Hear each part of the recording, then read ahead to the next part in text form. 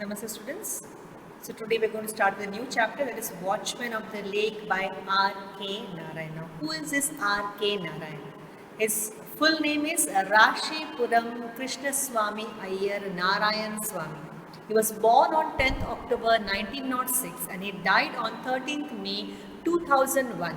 He was commonly known as R.K. Narayan. If you remember R.K. Lakshman, even he is the brother of this particular great writer who was a cartoonist who was well known in India as the best cartoonist in India. So this particular R.K. Narayan was an Indian writer known for his work set in the fictional South Indian town of Malgudi. You have this particular serial known as Malgudi Days. If possible, you can go to YouTube and watch this Malgudi Days. It's a very interesting story about a boy in a village named Malgudi. He was a leading author of early Indian literature in English along with Mulk Raj Anand and Raja Ram. So these three prominent writers who gave more importance to highlight the literature, Indian literature.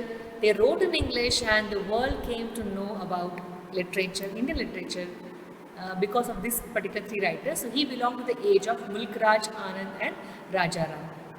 So he is credited with bringing Indian literature in English to the rest of the world and is regarded as one of India's greatest English novelists. Narayan rarely wrote plays and the present one is said to be a dramatized version of his short story, The Watchman. So actually this particular play what you have is not in a play form. He wrote in a story form. The name of the story was The Watchman, but it is dramatized. It is written in a dramatized form for you, and here you have the lesson, The Watchman of the Lake.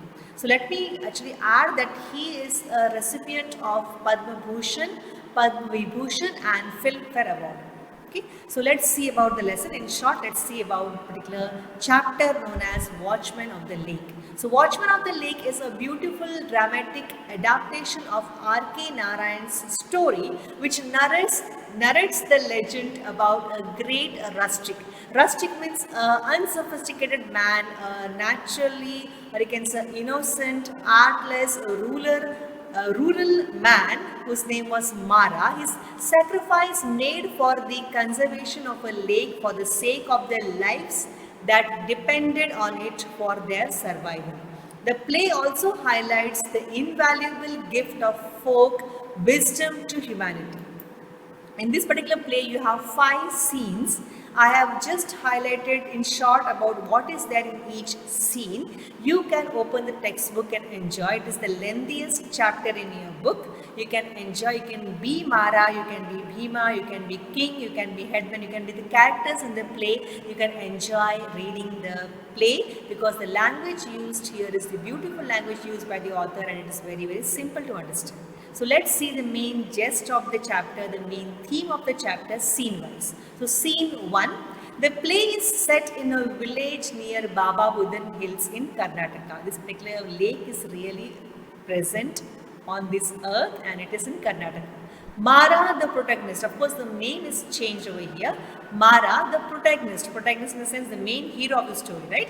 And an innocent rustic presents himself before the village headman and his workmen who are mending the road for the king's arrival. Mara wants to tell the king about the tank.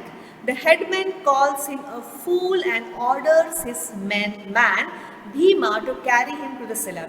If you see in the first scene, there is a repairing work going of the road. Why? Because from that road, the king of the kingdom is going to pass, and again he is going to go back to his kingdom. So the village headman is concerned about the road passing through his village. Same thing happens if any president or if any prime minister or any delegates, foreign delegates are about to come to India. We repair the roads, we decorate the roads to welcome them. Same thing here. The village headman and his men are busy in repairing the road, but they are disturbed by a person called Mara. Village headman comes over there, he scolds the people, why are you not working, why are you wasting time? So they blame that we are doing our work sincerely, but here we have Mara who is disturbing us. That time he calls Mara a lunatic and he tells Mara that you go away from here or he will lock up in the cellar. There is a temple on a hill, and there he says that behind that temple there is a cellar, a short, you can say small room, and he will lock him there if he don't go away from here. But at last Mara keeps on saying that no, he wants to meet the king, he wants to inform the king about the dream which he had seen last time, and he keeps on requesting the headman, he keeps on arguing with the headman. At last headman tells Bhima, one of his men, to stop his work, to put down his spade and crowbars and take this man, drag this man if he is not coming, take him to a cellar and lock him there. This is what is given in part, or you can say scene 1. Scene 2, the king arrives, Mara jumps down from a tree. Now here we are surprised, how come a person who is locked in the cellar is out here and presenting himself in front of the king. So the king arrives and Mara jumps down from a tree because he was hiding in the tree on the road from where the king was going to pass. He tells the king that he wishes to share with him some important message regarding a dream he had. He informs the king that the place where he now stood was a sacred spot. There once Hanuman descended on this place looking for Sanjeevani when Lakshmana was wounded in the battlefield of Lanka, at Lanka. So here he narrates the story which happened over here on this particular spot. He says that, O King, O Highness, or O Majesty, O Lord, the place where you are standing is a very, very sacred spot, because this is the spot where Hanumana, when he went in search of Sanjeevani towards the north in the mountains, he landed over here, he took rest over here, and then he started his journey on towards the north to get the Sanjeevani. So this is the place. He found it on the crest of the mountain. Of course, he got a Sanjeevani. Then he flew back to Lanka with it. While going back, he did not come over here. He directly flew back to Lanka, and when on smelling it, Lakshmana returned to his life. It is clearly mentioned by the author that when Sanjeevani was taken to Lanka, it was, you have those Vaidyas and all these things. They made Lakshmana to smell who was unconscious, he smelled the Sanjeevani, and you can say the Yamaraj, he fled away, or you can say life was retained. Lakshmana got back his life after smelling this particular Sanjeevani, which was carried by Hanuman from the mountain's crest. So he continues that on the mountain where Sanjeevani grew, a stream arose, came down the mountain, and now flows down as river Veda. So that particular spot where Sanjeevani was available, from that stream there arose a stream, and that stream now flows down as a river Veda, which flows through our village also. Speaking about his dream, Mara says that the goddess appeared in his dream as he lay in his hut. Now when king heard about Veda, he just inquired whether that river still flows or whether it is a perennial river.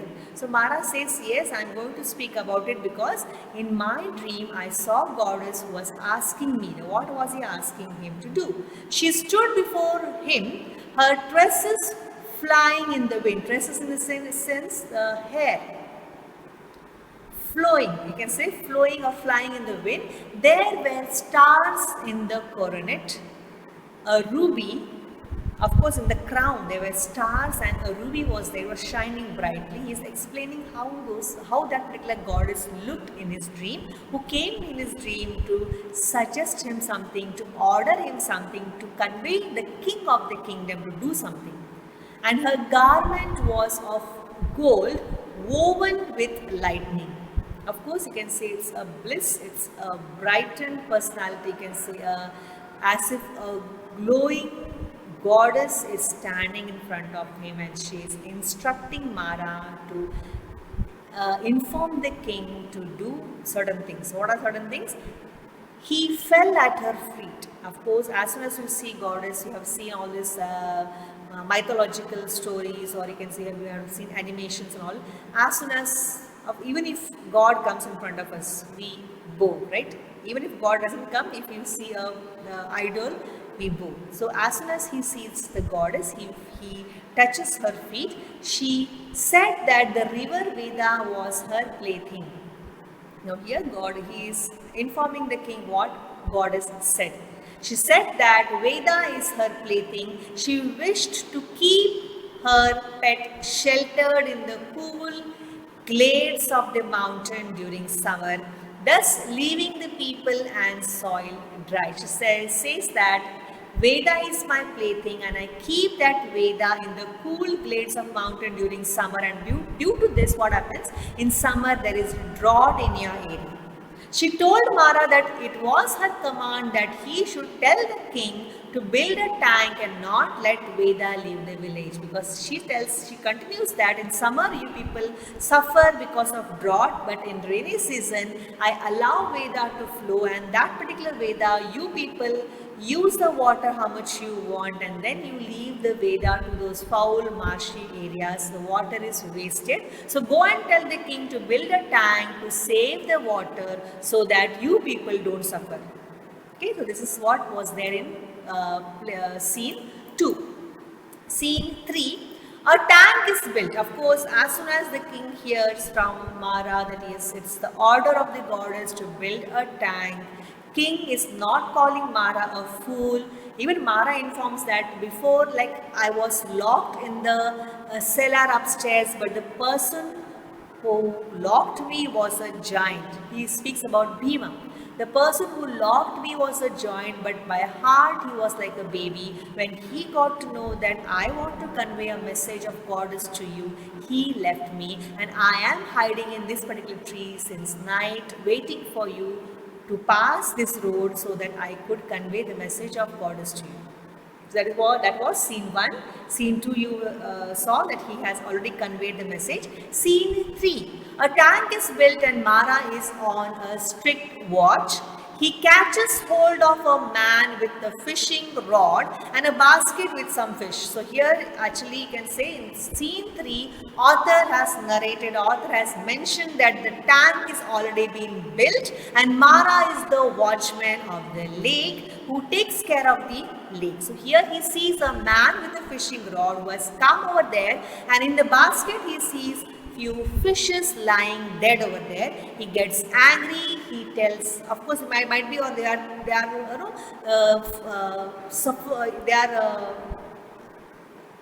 about to die maybe. So he tells the man that you just turn over the basket again into the lake, and he warns him of serious consequences if he is found again.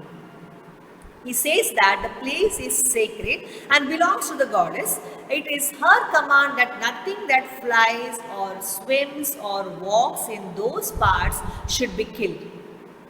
He sends his son to warn a man with cow move off from the spot which was very deep to the shallow spot. Here actually we come to know that he is a very strict watchman. He follows his duty given by the king, and he also follows the command given by the goddess, because she has commanded that anything or nothing that flies, the birds which are flying around this particular tank or lake, or swims, or nothing which swims. It can be turtles, it can be aquatic animals, it can be plant, it can be fishes, okay, in the water, and walks in those parts.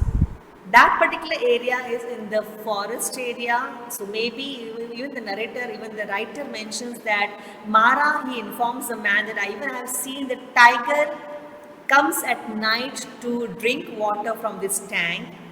Okay, so he is saying that I am just following the command of the goddess who had informed me that nothing should be harmed. Nothing in the sense which flies, which swims, or which walks around this lake should be harmed or killed. And it is my duty to see that even the fishes which you have fished now should be dropped back into the water.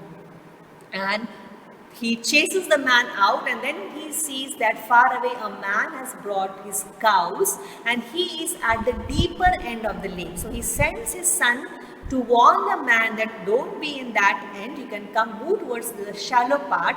So here it shows that he takes care that the water is available to all the species on the earth. Even the tiger, he says, I don't harm, I don't chase the tiger away. Even the tiger is allowed at night to come and quench his thirst. That is what he speaks about, or we get to know about how Mara is a strict watchman.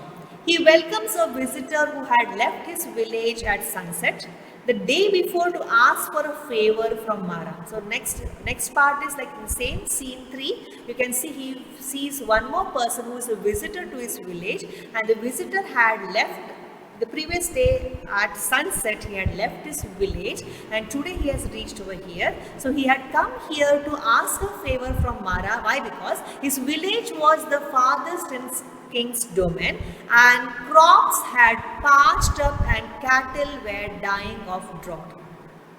So maybe he wanted the water, he wanted Mara to leave the water from the tank to his village so that his village people won't suffer, because there is drought over there, the cattle are drying over there, and the land, which is the farming land, is drying up.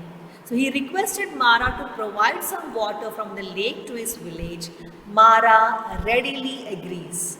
Towards the end of the scene, Mara notices thick clouds at the mountain top, followed by heavy rain. So this was regarding scene 3. In scene 3, we saw he is warning a man who has come for fishing.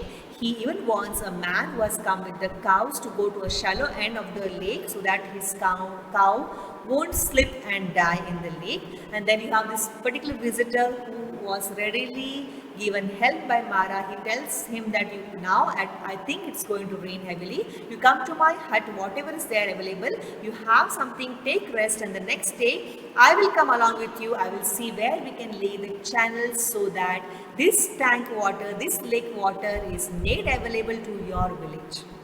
So here you can see the good qualities of Mara, who had insisted the king to build a tank, and now he sees that this tank is taken care by, and even he sees that this tank is not polluted.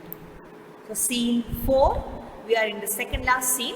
Mara is at the king's palace at night. He is frantic. He tells the king that the lake is about to burst owing to the torrential rain. He narrates to the king what he had seen at the lake. The goddess appeared before him. Her tresses were wild. Her eyes gleamed with strange light. She carried a sword in her hand. She said that she would now destroy the tank and that Veda was her plaything. Here you can see in scene 2, he was narrating that he saw the goddess in the dream, and she was shining brightly, or she had worn the gold woven garments, and it was lightning in her garments, all these things. There were stars and ruby in her coronet, all those explanations where she was found to be in a very happy mood. But now he goes and informs the king that today night what I saw was goddess is not in a happy mood, she's in an angry mood, and at the same time she has a sword in her hand and her eyes gleam with strange light, and now she wishes to destroy the tank. King got scared. He did not understand what to do. He said, okay, fine, I have to send the messengers. I have to tell the villagers to empty the village, because at any moment the tank water may overflow, it may burst out, and our entire village will be under flood. So that time Mara suggests that he tells, okay, I tried my best to request the goddess not to do this. Okay, so he's telling that Mara tried to request her not to do that, but the goddess was persistent. Later he prostrated before her and begged her to permit him to inform the king about this. He says that I requested a lord, but she was in no mood to stop doing that, and at last I laid down, I begged and I requested that at least let me go and inform the king of the kingdom that about this particular incident. She should wait for him until he returned. She granted him the permission. Of course, he says that till I come back, please don't destroy this particular tank. The goddess granted the permission. Mara now suggests the king to avoid the catastrophe by making his return impossible by cutting his head off and placing his son as the next watchman of the lake, and then his son's son to be the successor. Now you might have heard about such stories. Here Mara wants to save the tank, because by saving the tank he was about to save the lives of the villagers over there. So he says, he requests the king that, please king, see that I don't go back. You cut off my head. If you cut off my head, I will die and I will not be able to present myself back in front of the goddess, because goddess has given me the word that she will wait till I return, but if I don't return, she will not destroy the tank. In this way, Mara actually is requesting the king to, and he's sacrificing his life for the sake of other people. Such stories you might have heard. Actually, even I have heard about a story about a lake in somewhere in Kolhapur, where it was a place, or it was a tank. You can say people had built that tank and there was no water in the tank, but some godly person, a holy person, he said that the tank is asking for a sacrifice, and that to a sacrifice of a newly born baby and his or her mother.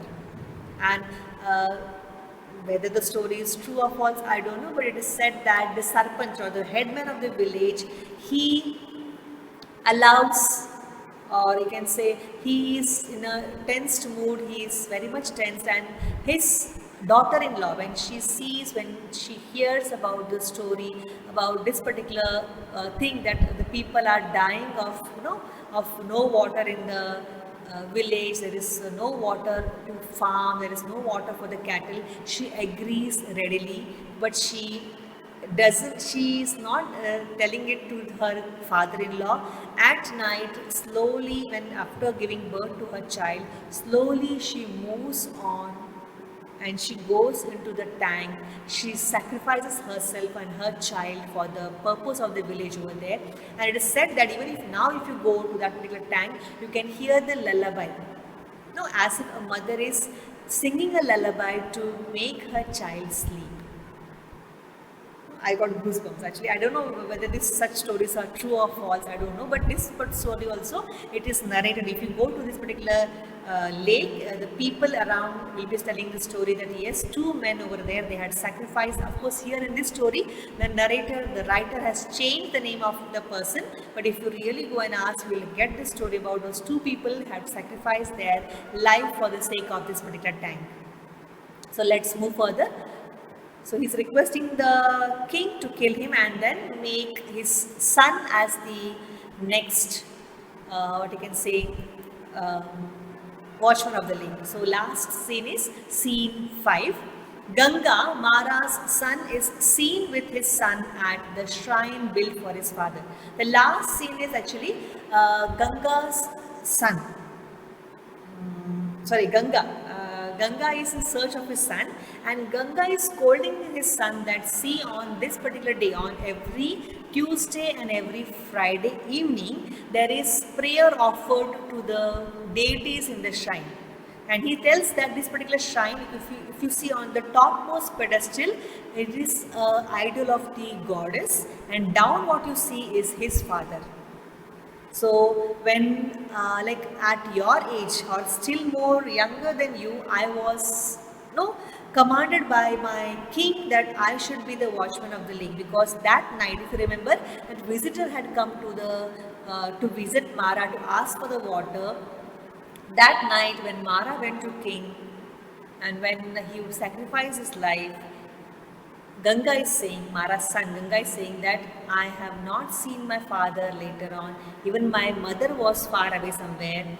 I was very, very young. The next morning when I woke up, my hut was blown off and I saw king standing in front of me, and he commanded that your father is no more, and now the job of watching the lake goes to you. And from that day onwards, I am watching this lake. And the next day itself, king built this shrine in the memory of my father. And you see that people from far off places, they come to this shrine. There is always a prayer offered on Tuesday and Friday evening, and you see that after me you should continue this, and after even your death even your son should continue this. That is what watch, to be the watchman of the lake and to continue the prayers offered to the deities present in the shrine. So that is what is the last scene. Ganga, Mara's son, is seen with his son at the shrine built for his father. He explains to his son the significance of the shrines and the story behind it. He also reminds him that the duties of watching the lake passed on from Ganga to his son and the following generations. It is just the conclusion of the story. In short, let's see what this story is. It is just a conclusion. The story has rich elements of folklore. It is all of folklores, right? We have heard this. If you visit your villages, if you visit your grandparents, they or your nearby neighbors or your village friends, they might have narrated you many such folklores. It also gives a strong message to the readers that conserving our precious natural resources is very important for the sustenance of life. It's very important. Now we also have got to know that yes, we should not harm nature, we should not exploit nature, because there is a limit to it. If we cross the limit, the nature reacts, right? So here, Mara, an innocent village, performs his duty honestly. During the course of second time he had the goddess in his dream, he acts immediately to save the tank from bursting. He never hesitates to sacrifice his life in order to protect the lake. R.K. Narayan highlights the ethical values attached to the beliefs and customs of our folk ancestors. It is what is the intention of the author, to pass on the values, ethical values. So if you see, we have heard about Panchatantra stories. Even there we learn moral values, right? And stories are more effective. Even your first chapter, The Gentleman of the Lake, it is a folk, it is a fable which was narrated. I have told you, the people in the community, they sit together, they narrate the stories to the young generations, so that through stories, ethical values are passed on from one generation to another generation. That is what is this the story about, and we end with this. The chapter was, or you can say the script was, The Watchman of the Lake by R.K. Narayan. It's very, very interesting. You can be the characters in the play. You can enact in front of the mirror. Or, of course, when you come back to college, we are going to enact in the class. So, with this, we end with this today's chapter, that is Watchman of the Lake. Thank you very much. Bye-bye. And take care.